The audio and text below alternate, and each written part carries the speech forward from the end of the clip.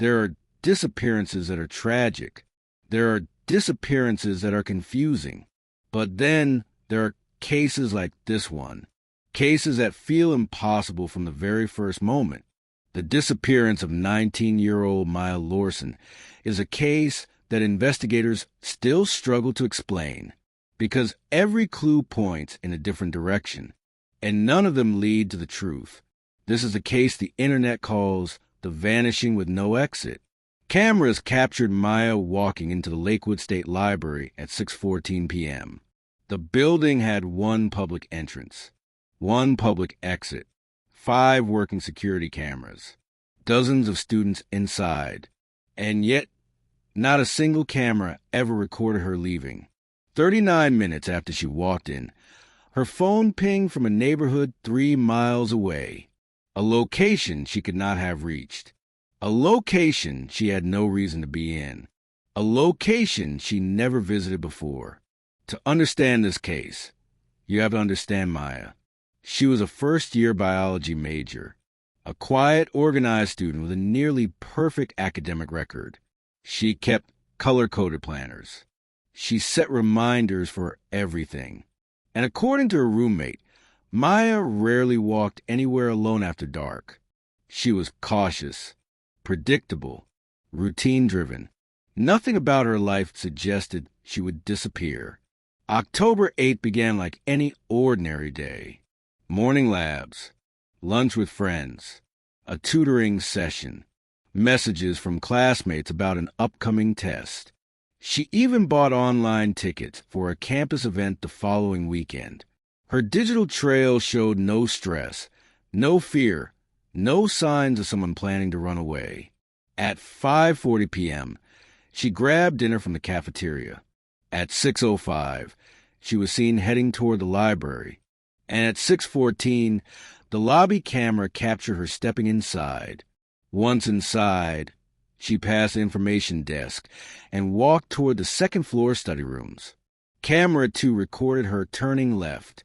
Camera 3 recorded her reaching the stairs.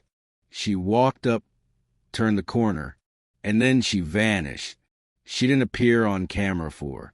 She didn't appear on camera 5. She didn't come back down the stairs. She didn't leave by the main exit. It was as if she walked into a blind spot that shouldn't exist. 39 minutes later, at 6:53 p.m., her phone pinged near a small bus stop at the far end of Hawthorne Street. Maya did not drive. The last bus to that location left before she even arrived at the library. She could not have walked there, and there was no physical way for her to leave the library and reach that area without being seen. But at 7:02 p.m., a message was sent from Maya's phone to her roommate. Still studying. Be back late.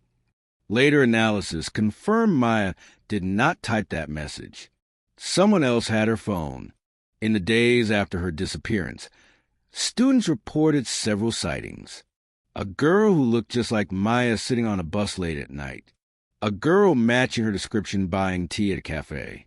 Another near the river. Another at a convenience store with shaking hands. These sightings created hope, but none aligned with the phone data. And none of the security cameras clearly captured the girl's face. Police expanded their search. They reviewed every second of library footage, interviewed staff, checked every hallway, study room, supply closet, emergency exit, and maintenance area. Nothing. It wasn't until investigators pulled old building plans from 1998 that they found something strange. A narrow emergency corridor hidden behind the second-floor study rooms. A corridor removed from modern floor plans. A corridor sealed off, disguised as part of the wall. At the end of that corridor was a locked maintenance room that opened to a side street behind the library. A street with no cameras.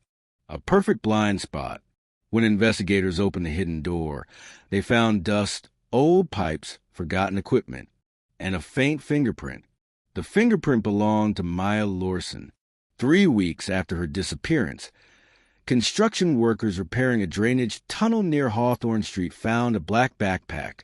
It was dry, despite recent rain. Inside were Maya's student ID, 3 notebooks, a water bottle, and a phone that had been factory reset.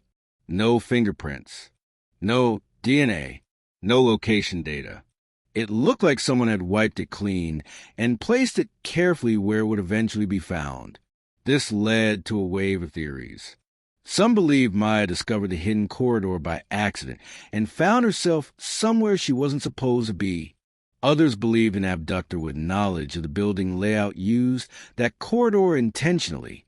Some online theorists claim someone dressed like Maya created false sightings to confuse the timeline.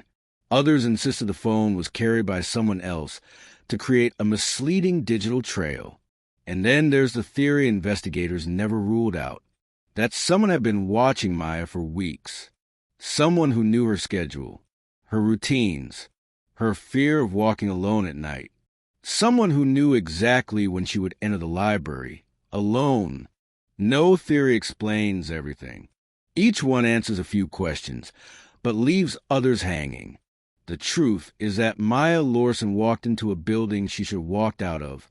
She lived a life too structured to vanish without warning, and she left behind clues that never form a complete picture. Maybe she found something she wasn't meant to see. Maybe someone lured her into that hidden corridor. Or maybe the truth is something no one has imagined yet. What do you think happened to Maya Lorson? Share your theory in the comments. If you want more original true crime mysteries like this one, please subscribe, and share. Your support helps bring more cases and more answers to the channel.